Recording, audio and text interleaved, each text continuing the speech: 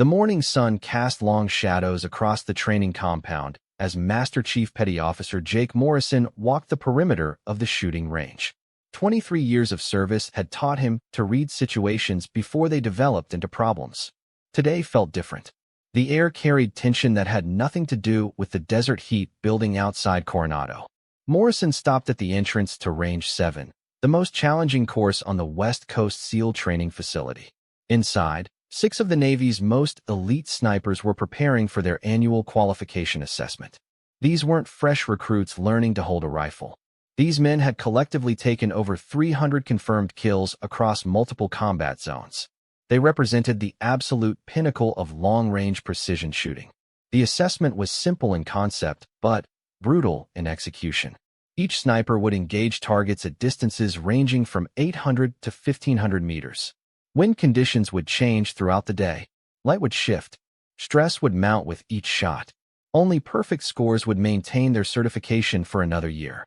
Morrison had overseen this assessment for the past 7 years. He knew each shooter's capabilities, their strengths, their weaknesses, and their psychological tells. What concerned him this morning wasn't their skill level. It was the undercurrent of competition that had been building for months. Staff Sergeant Marcus Rodriguez entered the range first. At 32, he was the oldest candidate and carried himself with the quiet confidence of a man who had survived 4 deployments to Afghanistan. His weapon of choice was a customized Remington 700 that he had personally modified over 8 years of service. Rodriguez had never missed a target during qualification in his entire career. Behind him came Petty Officer First Class David Chun, 28 years old, and possibly the most naturally gifted shooter Morrison had ever encountered. Chun could read wind patterns like most people read books. His ability to calculate environmental factors in his head bordered on supernatural. The young sniper carried a Barrett M82 that most men struggled to handle effectively, but Chun made it look like a toy. Petty Officer Second Class Tyler Brooks followed, adjusting the scope on his Macmillan TAC-50. Brooks was the wild card in the group. Brilliant one day, unfocused the next. He had the second highest kill count among active SEALs, but also the most documented disciplinary issues. Morrison suspected Brooks was dealing with issues beyond what showed up in his service record. The next 3 snipers entered together. Petty Officer First Class James Wilson, Petty Officer Second Class Anthony Garcia, and Petty Officer Third Class Michael Torres. All solid operators with proven combat records. All capable of shots that would seem impossible to civilian marksmen. All carrying the psychological weight of decisions made in split seconds thousands of miles from home. Morrison watched them set up their positions. Each man claimed a firing point along the concrete barrier that faced downrange toward the targets. The atmosphere was professional, but charged with unspoken rivalry. These men trained together, deployed together, and saved each other's lives regularly. But today they were competing against each other for limited spots on upcoming special operations missions. The Master Chief walked behind each position, observing their preparation rituals. Rodriguez methodically cleaned his rifle's bolt for the 3rd time in 10 minutes.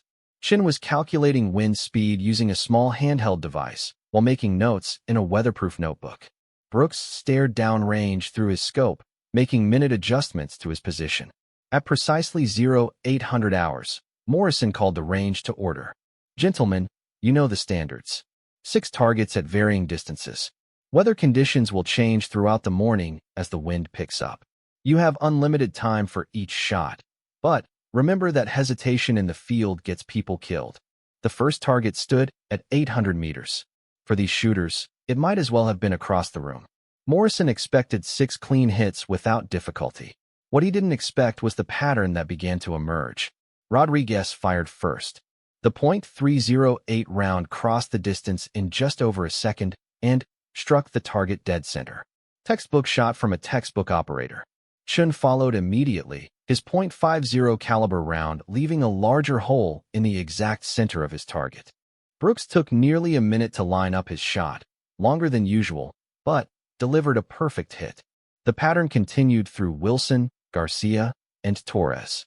6 shots, 6 perfect hits. Morrison nodded approval, but noticed something in Brooks's demeanor that concerned him.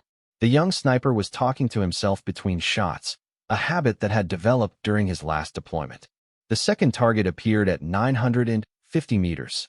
Wind conditions had increased slightly, requiring adjustments to account for bullet drift. This was where natural talent began to separate from trained competence. Again, Rodriguez delivered a clean hit with mechanical precision. Chin's shot grouped within an inch of Rodriguez's, maintaining his reputation for consistency. Brooks took longer this time, nearly 2 minutes, before firing. His shot hit the target, but drifted slightly right of center. Still well within acceptable parameters, but the first indication that something was affecting his normally steady performance.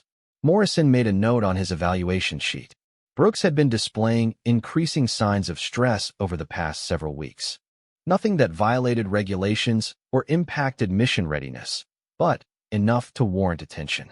The Master Chief had recommended psychological evaluation twice, but Brooks had passed both assessments with flying colors. The morning progressed through the remaining initial targets. By 1,000 hours, all 6 snipers had demonstrated their ability to engage standard-range targets with expected precision. Morrison called a brief break before moving to the advanced portion of the assessment. During the break, he observed the interactions between the men. Rodriguez and Chin discussed wind calculations with the easy camaraderie of professionals who respected each other's abilities. Wilson, Garcia, and Torres formed their usual group, reviewing their shot groupings and making minor equipment adjustments. Brooks stood apart from the others, checking and rechecking his rifle scope settings. Morrison approached him. "Everything functioning properly with your weapon, Brooks?" The sniper looked up with eyes that seemed slightly unfocused. "Yes, Master Chief. Just making sure everything's dialed in for the long shots. Your groupings look good so far. How are you feeling about the assessment?" Brooks hesitated before answering. "Fine, Master Chief. Ready to show what I can do." The response was technically correct, but lacked the confidence Morrison expected from a shooter of Brooks's caliber. He made another mental note to follow up after the assessment was complete. At 1,030 hours, Morrison called the snipers back to their positions for the advanced portion of the qualification. The targets for this phase would appear at distances exceeding 1,200 meters. Environmental conditions would be more challenging. Most importantly, the targets would be smaller and would appear for limited time windows. The first advanced target was positioned at 1,225 meters. The wind had increased to approximately 8 miles per hour with variable direction. The target itself was roughly half the size of the standard qualification targets, designed to simulate real-world engagement scenarios. Morrison activated the target mechanism. A steel silhouette popped up for exactly 30 seconds before disappearing. The snipers had to acquire, aim, and engage within that window while accounting for distance, wind, and the psychological pressure of limited time. Rodriguez fired at the 18-second mark. Through his spotting scope, Morrison watched the bullet strike the target slightly left of center, but well within the kill zone. Solid performance under pressure. Chin took his shot at 22 seconds. The .50 caliber round struck dead center, demonstrating his ability to make complex calculations under time constraints. Morrison wasn't surprised. Chun performed better under pressure than in relaxed conditions. Brooks was still acquiring the target when it disappeared at the 30-second mark. He had missed his window entirely. Morrison walked over to Brooks's position. "What happened?" "Couldn't get a clean sight picture, Master Chief. Wind was shifting just as I was ready to fire." It was a reasonable explanation, but Morrison had watched Brooks make more difficult shots under worse conditions. Something was definitely affecting the young sniper's performance. The second advanced target appeared at 1,300 meters. This time, Morrison gave the snipers 45 seconds to engage. The target was smaller still, designed to simulate a high-value target at extreme range. The target activated, and Morrison started his stopwatch. Rodriguez acquired quickly and fired at the 30-second mark. Clean hit. Chin followed 5 seconds later with another center mass strike. Brooks struggled again, taking the full 45 seconds before delivering a shot that barely clipped the edge of the target. Wilson, Garcia, and Torres all performed within expected parameters, delivering solid hits that maintained their qualification status. But Brooks was clearly struggling with something beyond normal assessment pressure. After the advanced targets were completed, Morrison called the final phase of the assessment.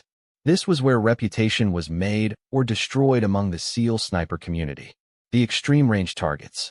3 targets would appear at distances of 1,400, 1,500, and 1,600 meters respectively. Environmental conditions would be at their most challenging as desert winds reached their daily peak. Each sniper would have 1 shot per target. Miss any of the 3, and they would need to repeat the entire assessment in 6 months. More importantly, these shots would determine who received assignments to the most critical upcoming missions. Unit commanders specifically requested snipers who could perform at these ranges under adverse conditions. Morrison set up his spotting equipment at the observation platform behind the firing line. From this position, he could observe each shot's impact and evaluate the sniper's techniques under maximum stress. The 1,400-meter target was the first to activate. Morrison announced the range and wind conditions, then stepped back to observe. Rodriguez settled into his shooting position with the same methodical approach he had used all morning. His breathing pattern remained steady as he aligned his scope reticle with the distant target. At the 28-second mark, he fired. Morrison tracked the bullet's flight through his spotting scope and watched it strike the target slightly high, but well within acceptable parameters. Chen's approach was different, but equally effective. He spent less time aiming and more time reading environmental conditions. His shot broke at 35 seconds and struck the target dead center. 2 for 2 on the extreme range shots. Brooks took nearly the full-time limit before firing.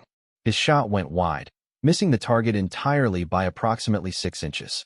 In combat terms, that represented the difference between neutralizing a threat and giving away position to enemy forces. Morrison made detailed notes about each shot while the remaining 3 snipers engaged the target. Wilson and Garcia both delivered acceptable hits. Torres's shot struck low but remained within the scoring zone. The 1,500-meter target proved even more challenging. Wind conditions had increased to nearly 15 miles per hour with gusts reaching 20. At this range, a slight miscalculation meant complete misses. Rodriguez adjusted his position slightly to account for the increased wind and fired at the 40-second mark. Morrison watched the bullet fight the crosswind before striking the target left of center, but still in the scoring area. Chen's shot was remarkable. Despite the challenging conditions, his bullet struck within 2 inches of the exact center of the target. Morrison had rarely seen shooting of that caliber under such conditions. Brooks missed the target entirely on his second attempt at extreme range. The shot went high and right, indicating he had either miscalculated wind drift or was experiencing equipment problems. Morrison noted the miss and decided to speak with Brooks immediately after the assessment concluded. The final target at 1,600 meters represented the absolute limit of effective engagement range for the weapons and ammunition being used. Success at this distance separated elite snipers from merely excellent ones. Rodriguez took his time, spending nearly the full minute allowed before firing. His shot struck the target, but barely remained in the scoring zone. Garcia missed entirely. Torres delivered a solid hit that impressed Morrison with its accuracy. Chen's final shot was perfect, dead center at 1,600 meters in variable wind conditions. Morrison realized he had just witnessed one of the best shooting performances in the history of the assessment. Brooks didn't attempt the final shot. He remained in position, but never fired, letting the time limit expire without explanation. As Morrison prepared to conclude the assessment, he heard something that made his blood run cold. A single rifle shot echoed across the range, but it hadn't come from any of the 6 firing positions he was monitoring. The Master Chief spun around, scanning the area behind the firing line. All 6 snipers were still in their positions, weapons pointed downrange. None of them had fired. Another shot rang out, and Morrison saw dust kick up from the concrete barrier inches from Rodriguez's position. Someone was shooting at his men from an unknown location. "Take cover," Morrison shouted. But before the words fully left his mouth, he felt something punch through his left shoulder with tremendous force. As he fell to the ground, Morrison's military mind cataloged what had just happened. The sound signature indicated a high-powered rifle. The accuracy suggested an expert marksman. The positioning meant the shooter had elevation and concealment. Most critically, someone was conducting a precision attack on the Navy's most elite snipers during their qualification assessment. As Morrison's vision began to blur from blood loss and shock, one question dominated his thoughts. Who among his men was skilled enough to have made those shots? The answer would determine whether this was an external attack or something far more sinister. As consciousness faded, Morrison realized that his 23 years of experience might not have prepared him for what was about to unfold at Range 7. The sound of Master Chief Morrison hitting the concrete barrier galvanized the 6 snipers into immediate action. Rodriguez rolled left behind the shooting position's protective wall while simultaneously chambering another round. Chun pivoted his Barrett toward the direction of the incoming fire, using his scope to scan for muzzle flashes or movement. Brooks remained frozen in position, his rifle still pointed downrange. Petty Officer Wilson immediately activated his radio to call for medical assistance and range security. Range control, Range 7. We have shots fired, shots fired. Master Chief is down. Repeat, Master Chief is down. Request immediate medical and security response. The response crackled back within seconds. Range 7, range control copies shots fired. Medical and security en route. Can you identify shooter location? Chen had been systematically scanning the hillside northeast of the range through his scope. The angle of Morrison's wound suggested the shots had come from elevated terrain approximately 600 meters away.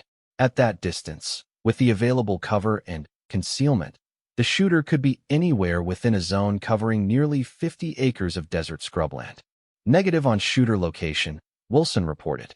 Estimated position northeast hillside, range unknown. We need that medical team now. Rodriguez had moved to Morrison's position and was applying pressure to the shoulder wound. The Master Chief was unconscious but breathing steadily. The bullet had passed through the fleshy part of his shoulder without hitting major arteries or bone. He would survive if they could stop the bleeding and get him to medical facilities quickly. Brooks, Garcia, Torres, give me a perimeter watch, Rodriguez commanded, taking charge of the situation. Chun, keep that scope on the hillside. If this shooter is still out there, we need to spot him before he takes another shot. Garcia and Torres immediately moved to positions that would allow them to observe different approaches to the range. Brooks remained motionless behind his rifle, staring through his scope at something in the distance. Brooks, Rodriguez shouted. I need you watching our 6 o'clock. The young sniper didn't respond. Chun lowered his rifle and looked at Brooks with concern. Something was definitely wrong with their teammates' behavior. Rodriguez continued applying pressure to Morrison's wound while trying to make sense of the tactical situation. The shots had been extremely accurate, indicating an expert marksman. The positioning suggested someone with detailed knowledge of the range layout and optimal shooting positions. Most concerning, the timing coincided exactly with their qualification assessment when all of Range 7's usual security protocols were modified. Wilson, what's the ETA on medical? 3 minutes out for the corpsman, 5 for the ambulance. Wilson replied, while maintaining radio contact with range control. Chin suddenly tensed behind his scope. Movement on the hillside, approximately 700 meters northeast. I can't get a clear visual, but something's moving through the scrub brush.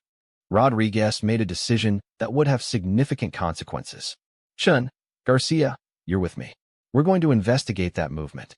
Wilson, Torres, stay with the Master Chief and maintain security here. Brooks, I need you to. Rodriguez stopped mid-sentence when he realized Brooks was no longer behind his rifle. The young sniper had disappeared from his position without anyone noticing. Where's Brooks? Rodriguez demanded. The remaining 4 SEALs quickly scanned the area around Range 7. Brooks was nowhere to be seen. His rifle remained in position, but his personal gear and sidearm were gone. He was right there 30 seconds ago, Torres said, pointing to the now empty shooting position. Chen's expression darkened as he processed this new information. Rodriguez, we need to consider the possibility that Brooks is our shooter.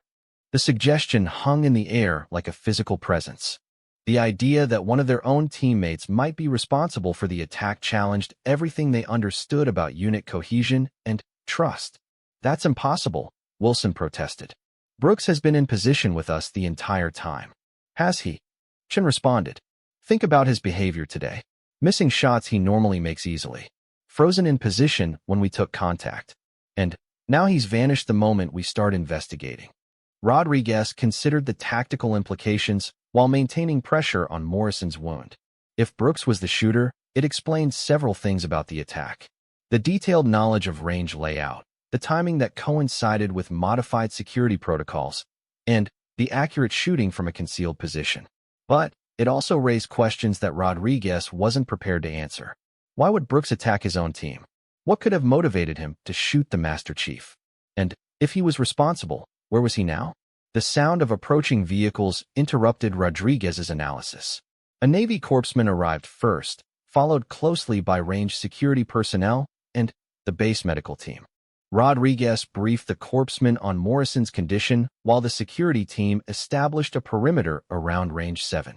Lieutenant Commander Sarah Mitchell, the range control officer, arrived with additional security personnel. She immediately took charge of the scene and began coordinating response efforts. Rodriguez, I need a full briefing on what happened here, Mitchell commanded. Rodriguez quickly outlined the sequence of events, including Brooks's disappearance and their suspicions about his possible involvement. Mitchell's expression grew increasingly grim as she absorbed the information. Do we have any idea about Brooks's whereabouts? Negative, ma'am.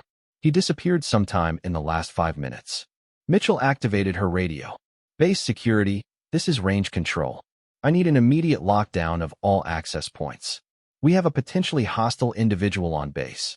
Petty Officer 2nd Class Tyler Brooks, approximately 5'10", 170 pounds, armed and dangerous. As the base security alert went out, Chun continued scanning the hillside through his scope. The movement he had observed earlier had stopped, but he maintained his vigil in case the shooter was still in position. The medical team worked efficiently to stabilize Morrison for transport to the base hospital. The Master Chief had regained consciousness and was able to provide a brief statement about the attack before being loaded into the ambulance. Came from the northeast, Morrison told Mitchell through gritted teeth. Professional work. Whoever did this knows what they're doing. As the ambulance departed, Mitchell gathered the remaining 5 snipers for debriefing. The range had been secured, but the shooter's location remained unknown. I want each of you to think carefully about Brooks's behavior over the past several weeks, Mitchell instructed. Any changes in attitude, performance, or personal circumstances that might explain what happened here today. Garcia was the first to respond. He's been having trouble sleeping. Mentioned it several times during training. Said he was having nightmares about his last deployment. Torres nodded in agreement. He's been more aggressive during physical training too, getting into arguments over minor things that never bothered him before. Chin added his observations. His shooting performance has been declining for about 6 weeks. Nothing dramatic, but he's lost the edge he used to have. Today was just the culmination of whatever's been building up. Wilson remained skeptical. All of that could be explained by normal stress. It doesn't make him a shooter targeting his own teammates. Rodriguez had been listening while maintaining security watch. There's something else. Brooks has been asking a lot of questions about range security protocols lately. Wanted to know about camera positions, guard rotations, access routes. Mitchell made notes on each observation. The pattern that emerged painted a picture of a SEAL operator under increasing psychological pressure who had recently shown unusual interest in range security measures. Have any of you noticed Brooks spending time in areas where he shouldn't be? Off-duty activities that seemed unusual? He's been hiking alone in the hills northeast of the base, Torres reported. Saw him out there several times in the past month. Always said he was just getting exercise, but it seemed odd that he was going so far from the normal running trails. The significance of this information wasn't lost on anyone. The hills northeast of the base were exactly where the shots had come from. If Brooks had been scouting the area for weeks, he would have had ample opportunity to identify optimal shooting positions and plan escape routes. Mitchell's radio crackled with an update from base security. Range control, base security. We've located Brooks's vehicle in the parking area near the northeast perimeter fence. Vehicle is empty, but we found evidence of recent activity. What kind of evidence? Gear staging area in the back of the truck. Looks like someone prepared for an extended period in the field. We also found a notebook with range diagrams and what appear to be shooting calculations. The evidence was becoming overwhelming. Brooks had clearly planned this attack in advance, using his access to range 7 and his knowledge of SEAL sniper capabilities to prepare an ambush against his own teammates.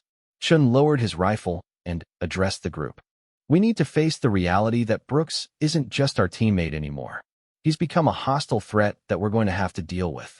Rodriguez understood the implications. If Brooks is out there with sniper capabilities and detailed knowledge of our procedures, he represents a significant danger to anyone on this base. Mitchell was already coordinating expanded security measures.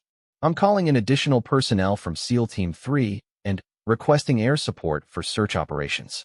We're going to find Brooks and determine what's driving this behavior. As the afternoon progressed, the search for Brooks expanded across the entire base and surrounding desert areas. Helicopter patrols scanned the hillsides while ground teams checked every building and potential hiding place within a 5-mile radius. The remaining 5 snipers were kept together under security observation while investigators examined the evidence from Brooks's vehicle and interviewed personnel who had interacted with him recently. Dr. Patricia Hayes, the base psychologist, arrived to conduct preliminary assessments of the team members and provide professional insight into Brooks's possible motivations. Delayed stress reactions aren't uncommon among special operations personnel, Dr. Hayes explained. The symptoms you've described suggest Brooks may have been experiencing significant psychological pressure that finally reached a breaking point. But why target us? Wilson asked. We're his teammates. We've had his back through multiple deployments. Sometimes the people closest to us become symbols of the experiences we're trying to escape, Dr. Hayes replied. If Brooks is dealing with combat-related trauma, the range assessment might have triggered memories or emotions that he couldn't process rationally. Chen had been quiet during the psychological briefing, but finally spoke up. Doctor, is there any way to predict what Brooks might do next? That depends on his current mental state and whether he's acting with any rational plan or simply responding to psychological pressure. If he's experiencing a complete break from reality, his actions could be completely unpredictable. Rodriguez asked the question they were all thinking. How dangerous is he to the base population? Dr. Hayes' expression was grave. A trained sniper experiencing a psychological crisis represents an extreme threat. His skills make him capable of causing significant casualties before he could be stopped. As evening approached, the search teams had covered most of the likely areas without locating Brooks. Security protocols remained in effect across the entire base, with all non-essential personnel confined to quarters. The 5 remaining snipers were housed in a secure barracks building under guard while investigators continued gathering evidence about Brooks's recent activities and psychological state. Rodriguez stared out the window at the desert hills where Brooks was presumably hiding. Somewhere in that terrain was a man he had trained with, deployed with, and trusted with his life. Now that same man represented a deadly threat that had to be neutralized. The worst part was the uncertainty. They knew Brooks's capabilities, but they didn't understand his motivations or his endgame. Was this an isolated incident of psychological breakdown, or was there a larger plan they hadn't yet discovered? As darkness fell across the Coronado Desert, Rodriguez realized that tomorrow would bring either the capture of their former teammate or a continuation of the deadliest game of hide and seek any of them had ever played. The night brought no rest to Naval Special Warfare Group 1. Security teams maintained constant patrols while thermal imaging helicopters swept the desert areas surrounding the base. Brooks had vanished into terrain he knew as well as any of his former teammates, and 12 hours of intensive searching had produced no trace of his location. Rodriguez found himself unable to sleep despite the exhaustion that weighed on his body. The secure barracks where he and the other snipers were housed felt more like a prison than protection. Every sound outside triggered hypervigilant responses trained into him through years of combat deployments. Chun sat at a small table near the window, sketching diagrams of the range area and marking potential shooting positions.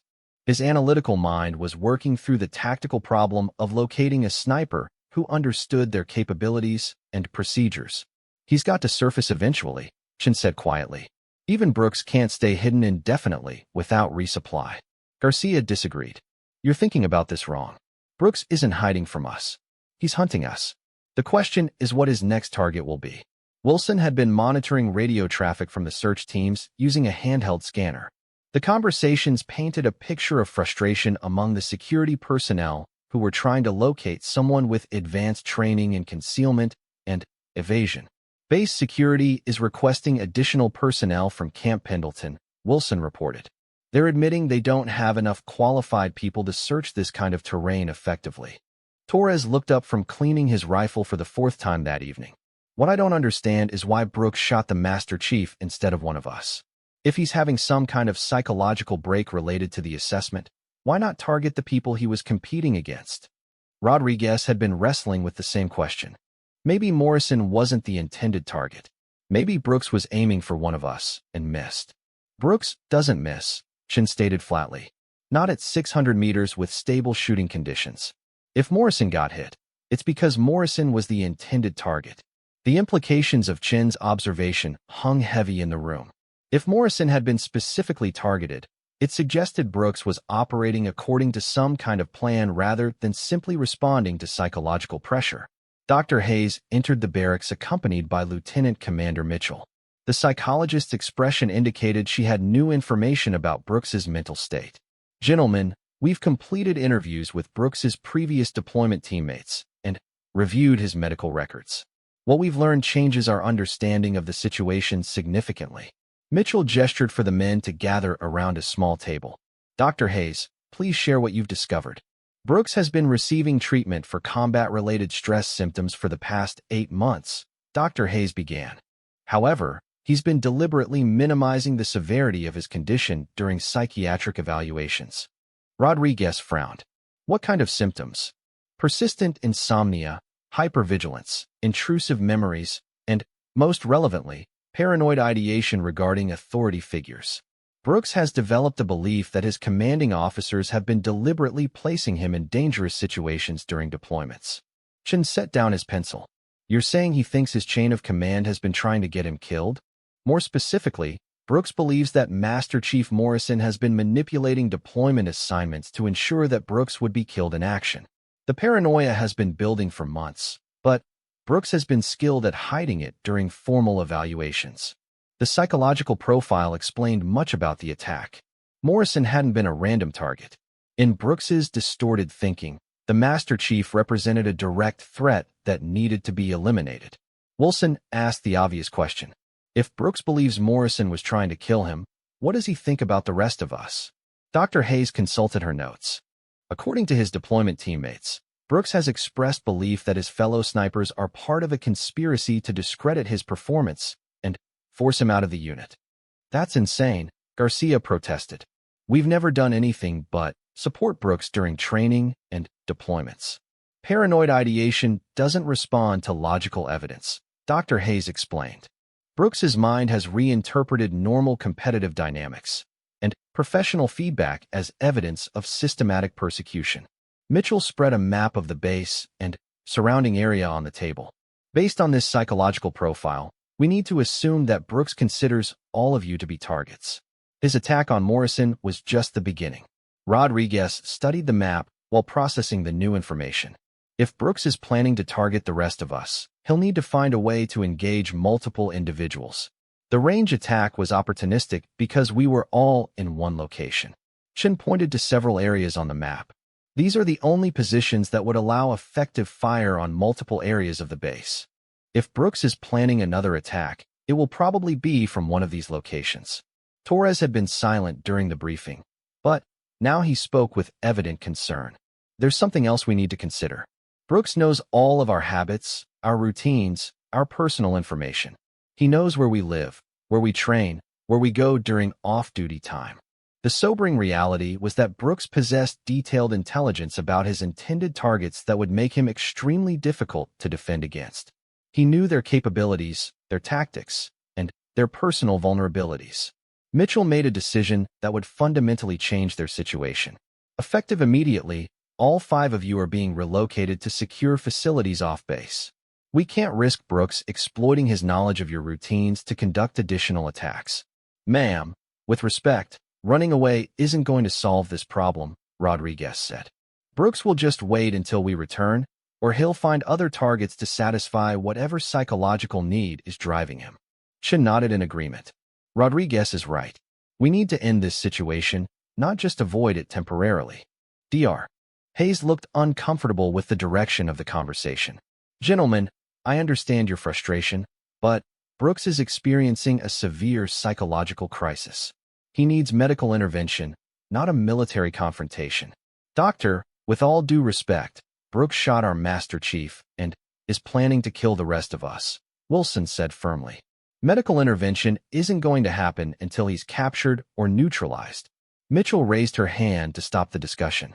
The decision has been made. You're being relocated tonight for your own safety and to deny Brooks the opportunity to target you on familiar ground.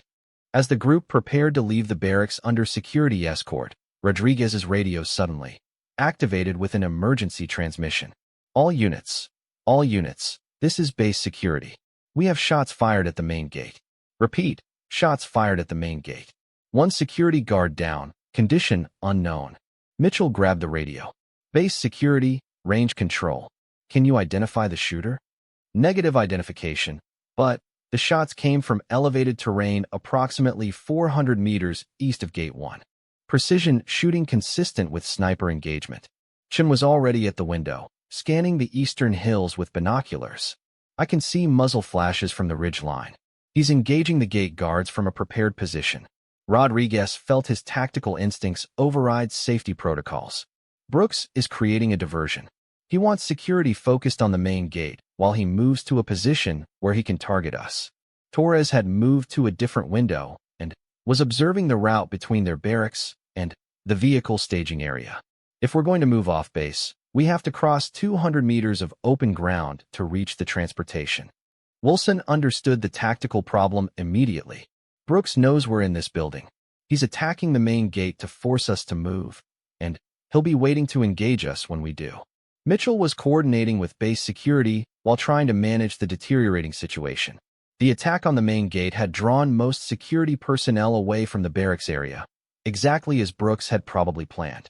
Dr. Hayes, you need to get out of this building immediately, Rodriguez instructed. Take the lieutenant commander and use the back exit. Stay low and move quickly to the administrative building. Chen had been observing the main gate engagement through his binoculars. The firing has stopped. Either Brooks neutralized the gate guards, or he's moving to his next position. Garcia was conducting a communications check with his team members. Rodriguez, Chun, Wilson, Torres, radio check. All four snipers confirmed their communications were functioning. If they were going to deal with Brooks, they needed to coordinate effectively while denying him the advantage of interior lines. Rodriguez made a command decision that would determine the outcome of the standoff. We're not running from Brooks. We're going to end this situation tonight. Rodriguez, you don't have authorization to engage, Mitchell protested.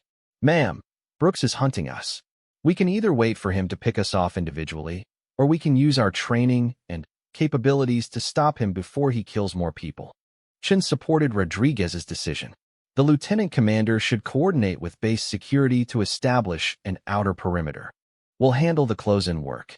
Wilson and Garcia were already checking their equipment and preparing for movement. Torres remained at the window, maintaining observation on potential approach routes. Brooks has one significant advantage and several critical disadvantages, Rodriguez explained to the group. His advantage is that he knows our capabilities and procedures. His disadvantages are that he's operating alone, he's psychologically compromised, and he's facing 5 operators who know his capabilities just as well as he knows ours. Mitchell realized that the 5 snipers were going to engage Brooks regardless of her orders. If you're determined to do this, at least coordinate with base security to avoid friendly fire incidents. Rodriguez nodded. Understood, ma'am. Chun, you'll take overwatch position on the barracks roof. Wilson and Garcia will move east to flank Brooks's suspected position. Torres and I will advance directly toward his last known location. Chen gathered his rifle and began moving toward the building's roof access. If Brooks is where I think he is, I'll have a clear line of sight from the rooftop. But, remember, he's expecting us to come after him. Wilson checked his radio one final time. Rules of engagement? Rodriguez's expression was grim, but determined. Brooks fired on fellow SEALs and has demonstrated intent to continue attacks. He's no longer our teammate. He's a hostile target that needs to be stopped. As the 5 snipers prepared to leave the barracks, each man understood they were about to engage in the most dangerous mission of their careers. Their target possessed the same training, the same skills, and the same lethal capabilities they did. The only advantage they had was numbers and psychological stability. Rodriguez took one last look at the map, memorizing the terrain features and potential firing positions. Somewhere in the darkness outside, Brooks was waiting with a rifle and a mind full of paranoid delusions. The next few hours would determine whether the night ended with Brooks in custody or with more SEALs dead. The desert air was cold against Rodriguez's face as he and Torres moved through the scrub brush toward Brooks's suspected position. Night vision equipment turned the landscape into a green-tinted maze of shadows and potential hiding places. Every bush could conceal a sniper. Every rock formation could hide a prepared firing position. Chen's voice crackled through their earpieces from his overwatch position on the barracks roof. I have visual on the eastern ridgeline. No movement detected, but there are several positions that would provide good cover and fields of fire. Wilson and Garcia were approaching the same ridge from the south, using a drainage gully to mask their movement. Their radio transmissions were brief and professional, but Rodriguez could hear the tension in their voices. They were hunting one of their own, and the psychological weight of that reality affected everyone involved. Garcia, Wilson, what's your position? Rodriguez whispered into his radio. Approximately 200 meters from the ridge base. We're seeing evidence of recent activity. Disturbed vegetation, possible hide construction. Torres pointed toward a cluster of boulders about 50 meters ahead. Those rocks would provide perfect concealment for observation of the barracks area. If Brooks was watching our movements, that's where he would set up. Rodriguez studied the boulder cluster through his scope. The position offered excellent visibility of the barracks while providing multiple escape routes. It was exactly the kind of location a trained sniper would select for surveillance and interdiction. Chen's voice interrupted their tactical analysis. Movement on the northern approach to your position. Single individual moving slowly through the brush. Range approximately 300 meters from your location. Rodriguez felt his pulse quicken. If Brooks was moving toward their position from the north, it meant he was attempting to flank them while they focused on the boulder cluster. Chun, can you maintain visual on the northern movement? Affirmative. Individual is using proper noise and light discipline. Definitely trained movement. Torres adjusted his position to cover the northern approach while Rodriguez continued observing the boulder cluster. The tactical situation was becoming complex as they tried to track Brooks's movement while avoiding exposure to his potential firing positions. Garcia's voice came through the radio with urgency. We found a prepared firing position on the ridge. Recent brass casings, range cards, and clear fields of fire toward the main gate and the barracks area. Rodriguez processed this information quickly. Brooks had been planning this operation for some time, preparing multiple positions to support his attack. The discovery of range cards indicated careful calculation of distances and environmental factors. Any indication of current occupation? Negative. Position appears to have been abandoned within the last hour. But, Rodriguez, you need to see what else we found. Wilson's transmission followed immediately. There are 5 separate target folders in this position. Detailed surveillance photos and personal information on each of us. This wasn't a random psychological break. Brooks has been planning to kill all of us. The revelation changed everything about their understanding of Brooks's mental state. This wasn't a spontaneous reaction to psychological pressure. This was a carefully planned assassination operation targeting his former teammates. Chen's voice cut through their shock. Northern movement has stopped. Individual appears to be setting up in a static position approximately 250 meters from Rodriguez and Torres. Rodriguez realized they were being stalked by someone who knew their procedures and capabilities intimately. Brooks had used their predictable response to his diversionary attack on the main gate to position himself for an ambush. Torres, we need to change our approach. Brooks is trying to funnel us into a killing zone. Torres nodded and began moving toward better cover behind a small rise in the terrain. But, as he moved, Rodriguez heard the distinctive crack of a high-powered rifle echoing across the desert. Torres stumbled and fell, clutching his right leg. I'm hit. Sniper to the north, approximately 250 meters. Rodriguez immediately moved to Torres's position while scanning for the source of the shot. The muzzle flash had been suppressed, making it difficult to pinpoint Brooks's exact location. Chun, did you see the muzzle flash? Negative on muzzle flash, but the sound signature puts him somewhere in the northern wash area. He's got good concealment in that terrain. Rodriguez applied pressure to Torres's leg wound while trying to maintain tactical awareness. The bullet had passed through the muscle of his calf, missing bone and major blood vessels. Torres would survive, but he was effectively out of the fight. Wilson, Garcia, we need you to move north and flank Brooks's position. Torres is hit, but stable. Garcia's response was immediate. Moving now. Can you give us a better location fix? Before Rodriguez could respond, another shot rang out. This time, the bullet struck the ground inches from Rodriguez's head, spraying dirt and rock fragments across his position. He's got us pinned, Rodriguez reported. Accurate fire from concealment. I can't move Torres without exposing us to additional shots. Chen had been scanning the northern wash through his scope, looking for any sign of movement or muzzle flash. I'm going to put suppressing fire on the wash area. When I do, move Torres to better cover. Rodriguez understood the plan. Ready when you are. Chen's rifle began firing controlled shots into the wash area where Brooks was hidden. The .50 caliber rounds weren't aimed at specific targets, but they would force Brooks to keep his head down and disrupt his ability to make accurate shots. Rodriguez grabbed Torres under his arms and dragged him toward a deeper depression in the terrain. As they moved, Brooks returned fire, but Chen's suppression had affected his accuracy. The shots went wide, allowing Rodriguez to reach cover with the wounded Torres. Wilson and Garcia had used the firefight as cover for their movement, and were now approaching Brooks's position from the east. Garcia spotted movement in the wash and signaled for Wilson to establish overwatch while he advanced. I have visual on a possible hide position, Garcia reported. Moving to investigate. As Garcia advanced through the wash, he found evidence of Brooks's recent presence. Brass casings, water bottles, and equipment indicated this had been a prepared position. But Brooks was no longer there. Position is empty. Recent activity, but no current occupation. Chen's voice carried concern from his overwatch position. He's moving again. I caught a glimpse of movement heading west toward the vehicle maintenance area. Rodriguez realized Brooks was using the base infrastructure to mask his movements and establish new firing positions. The vehicle maintenance area offered numerous hiding places and covered approaches to other critical base facilities. He's moving toward populated areas, Rodriguez reported to base security.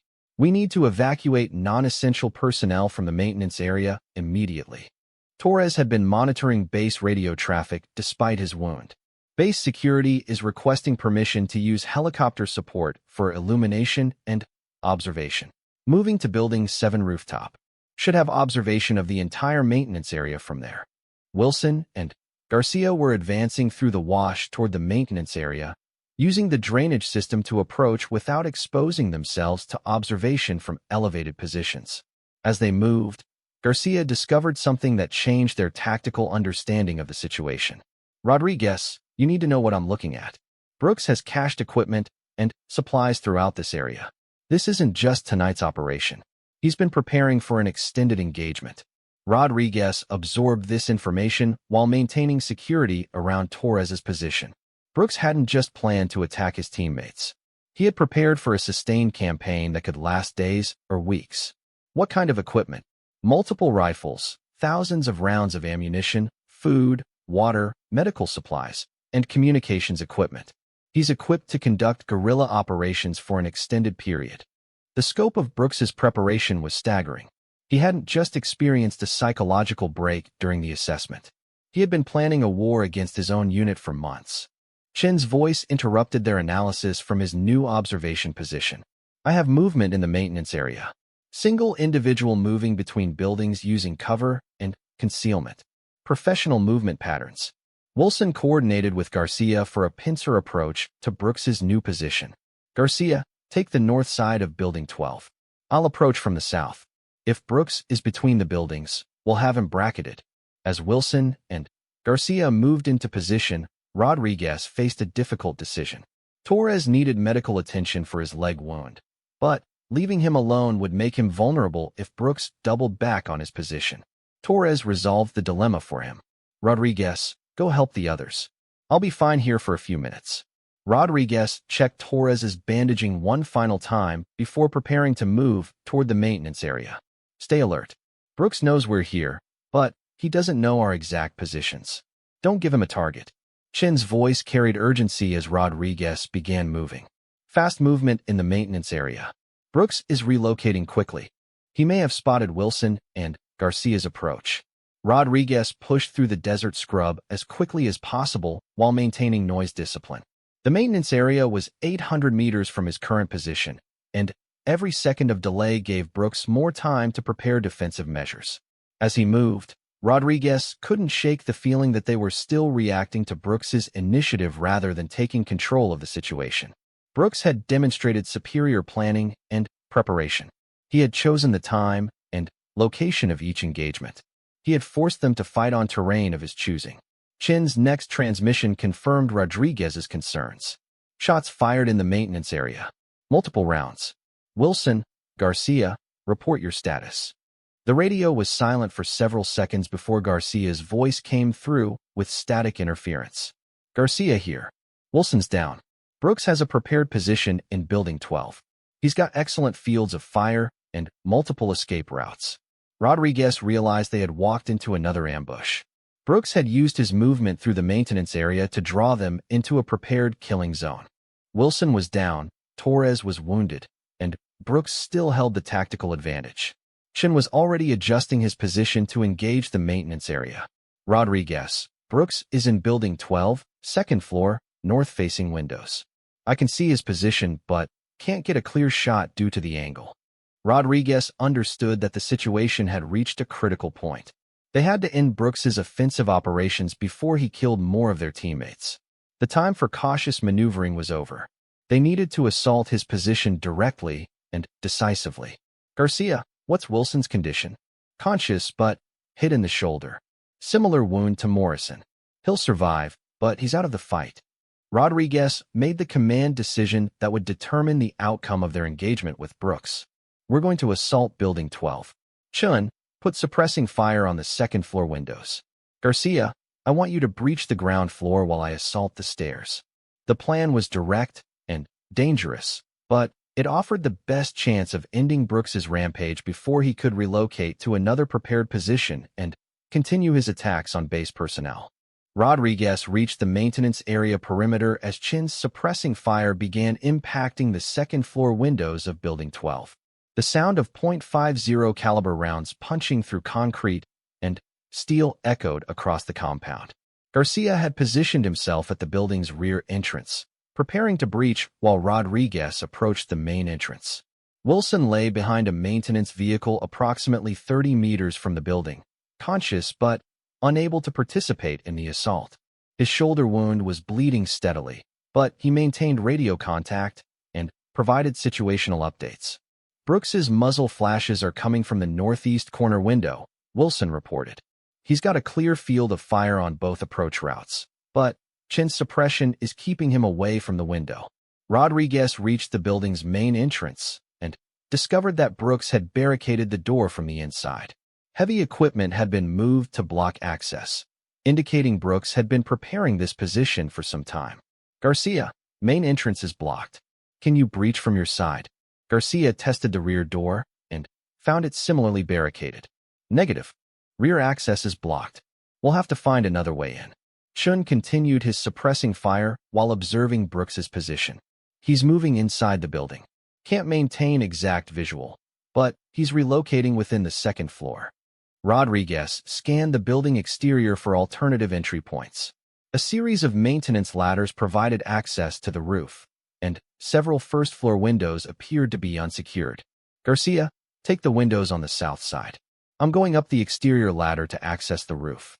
We'll bracket him between floor levels. As Rodriguez began climbing the maintenance ladder, Brooks's rifle cracked from inside the building. The bullet struck the metal ladder inches from Rodriguez's hand, sending sparks and metal fragments across his face. He's got observation on the ladder approach, Rodriguez reported while dropping back to ground level. We need a different plan. Garcia had reached the south side windows and was preparing to breach when Brooks opened fire from his second-floor position. The accurate shooting forced Garcia to take cover behind a concrete barrier, pinned down by Brooks's superior position and fields of fire. Chun adjusted his scope and began engaging specific windows where he had observed muzzle flashes. Rodriguez, I'm going to saturate the second floor with rapid fire. Use that cover to get inside the building. Rodriguez understood the plan and positioned himself at a first-floor window on the building's west side. As Chin's rapid fire began impacting the second floor, Rodriguez smashed through the window and rolled into the building's interior. The first floor was filled with maintenance equipment, spare parts, and industrial machinery. Rodriguez moved carefully between the obstacles, listening for any sound from above that would indicate Brooks's position. Garcia had used Chin's covering fire to reach the south windows and was now inside the building as well. Rodriguez, I'm in. Ground floor, south side. Moving toward the stairwell. Rodriguez reached the central staircase that provided access to the second floor. The stairs were narrow and offered no cover for anyone attempting to climb them. Brooks had positioned himself perfectly to engage anyone trying to reach his level. Garcia, we need to create multiple distractions. Brooks can't watch every approach simultaneously. Garcia understood and began moving equipment on the ground floor to create noise and confusion. Meanwhile, Rodriguez searched for alternative routes to the second floor. He discovered a maintenance shaft that ran vertically through the building, providing access to electrical and plumbing systems on each floor. The shaft was narrow but passable for someone of Rodriguez's size. Garcia, continue making noise on the ground floor. I'm going to try the maintenance shaft. Rodriguez entered the shaft and began climbing toward the second floor. The confined space made movement difficult, but it provided concealment from Brooks's observation. Chin's voice came through the radio with concern. Movement in multiple second-floor windows. Brooks is repositioning frequently. Be careful when you emerge on that level. As Rodriguez reached the second-floor access point in the maintenance shaft, he could hear Brooks moving through the rooms above him. The sound indicated Brooks was checking different windows and firing positions, trying to maintain observation on all potential threats. Rodriguez carefully opened the maintenance access panel and found himself in a supply closet adjacent to the main corridor. Through the closet door, he could hear Brooks moving in the room directly across the hallway. Garcia's voice came through the radio in a whisper. Rodriguez, I've found the stairwell. It's clear, but I can hear Brooks in the rooms above. He's maybe 20 feet from your position. Rodriguez drew his sidearm and prepared to exit the supply closet. The confined space of the building's interior negated many of Brooks's advantages as a long-range shooter. Close-quarters combat would depend more on reflexes and tactical awareness than precision marksmanship. Chin's suppressing fire had stopped to avoid hitting Rodriguez and Garcia now that they were inside the building. The sudden quiet allowed Rodriguez to hear Brooks's movements more clearly. Brooks was talking to himself, a continuous stream of paranoid observations about enemies and conspiracies. The psychological breakdown that Dr. Hayes had described was clearly affecting his ability to think rationally. They're all working together, Brooks muttered from the adjacent room. Morrison, Rodriguez, all of them, trying to get me killed. But I know what they're doing. Rodriguez realized that Brooks's paranoid delusions had reached the point where he was no longer capable of distinguishing reality from his psychological projections. This made him both more dangerous and potentially more predictable. Garcia had reached the top of the stairwell and was positioned to approach Brooks's room from the corridor. Rodriguez signaled his readiness through hand signals, even though Garcia couldn't see them through the building structure. Garcia, on my count, we breach simultaneously. 3, 2, 1. Rodriguez kicked open the supply closet door while Garcia entered the corridor from the stairwell. Brooks spun toward the sound of Rodriguez's entry, raising his rifle. Rodriguez fired twice with his sidearm while diving behind a desk.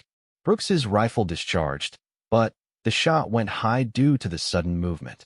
Garcia engaged from the doorway, forcing Brooks to cover behind overturned furniture. Brooks, drop your weapon, Rodriguez shouted. This ends now. Brooks's response was another burst of paranoid rambling. You can't fool me. I know what you're planning. Morrison told you to kill me in Afghanistan. Garcia attempted to reason with their former teammate. Brooks, Morrison never tried to hurt you. You're sick. You need help. Brooks fired in Garcia's direction, the bullet splintering the door frame next to Garcia's head. Lies. All lies. I have the evidence. Rodriguez realized that Brooks was beyond rational communication. The paranoid delusions had created an alternate reality where his teammates were mortal enemies who needed to be eliminated. Chen's voice crackled through their earpieces. Base security is requesting permission to assault the building. They have a full tactical team standing by. Rodriguez knew that introducing additional personnel would complicate the situation and potentially result in friendly fire casualties. Negative. We can handle this. Garcia had moved to a different position, forcing Brooks to divide his attention between two threats. The tactical pressure was having an effect. Brooks's movements were becoming more erratic and less controlled. Rodriguez used Garcia's movement as a distraction to advance on Brooks's position. As he moved, he could see that Brooks had constructed an elaborate fort from office furniture and maintenance equipment. The position showed signs of long-term occupation. Brooks, look at what you've done to yourself, Rodriguez called out. This isn't who you are. You're a SEAL. You protect people. You don't hurt your own teammates.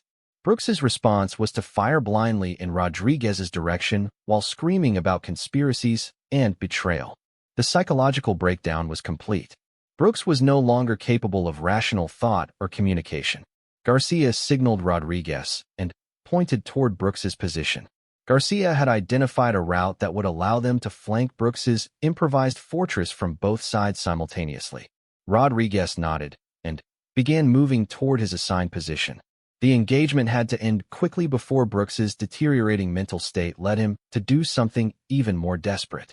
As Rodriguez reached his flanking position, he could see Brooks clearly for the first time since the engagement began. His former teammate was unrecognizable. Days of inadequate sleep, poor nutrition, and psychological stress had transformed him into a gaunt, wild-eyed figure who bore little resemblance to the professional operator Rodriguez had known. Garcia appeared at the opposite side of Brooks's position, trapping him between two lines of fire. Brooks realized his tactical situation and began swinging his rifle between the two threats. Brooks, it's over, Rodriguez said firmly. Drop the weapon, and we'll get you the help you need. For a moment, Brooks seemed to recognize Rodriguez's voice. His expression flickered between confusion and clarity before the paranoid delusions reasserted themselves. No, you're trying to trick me. I won't let you win.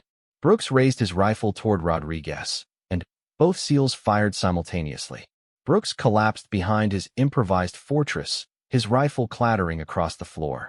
Rodriguez and Garcia approached carefully, weapons ready. Brooks lay motionless, his eyes staring at the ceiling. The engagement was over. Chen's voice broke the silence. Rodriguez, Garcia, what's your status? Rodriguez knelt beside Brooks's body, checking for vital signs while Garcia secured the rifle. Target neutralized. Brooks is down. Garcia holstered his weapon and slumped against the wall. Jesus, Rodriguez. We just killed our own teammate. Rodriguez understood Garcia's emotional conflict. They had been forced to kill a man they had trained with, deployed with, and considered family. But Brooks's psychological breakdown had left them no choice. We didn't kill our teammate, Rodriguez said quietly. We stopped a threat that used to be our teammate. There's a difference. Base security personnel were already entering the building to secure the scene. Lieutenant Commander Mitchell arrived with medical personnel to treat Wilson and Torres. Dr. Hayes examined the improvised fortress that Brooks had constructed in Building 12. The elaborate defensive position showed clear signs of paranoid thinking and detachment from reality. This level of preparation and psychological deterioration didn't happen overnight, Dr. Hayes observed. Brooks has been planning this for months, possibly longer. Master Chief Morrison arrived at the scene, his arm in a sling but otherwise recovered from his wound. He surveyed the aftermath of the engagement with grim satisfaction. How are Wilson and Torres? Rodriguez provided a brief medical report.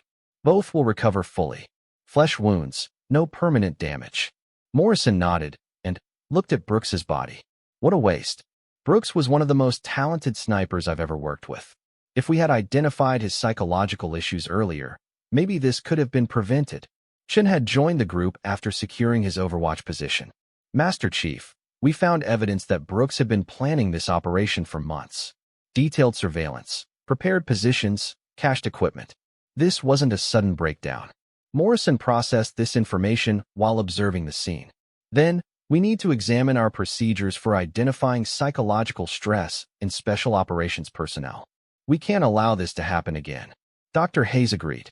The military's understanding of combat stress and its long-term effects continues to evolve.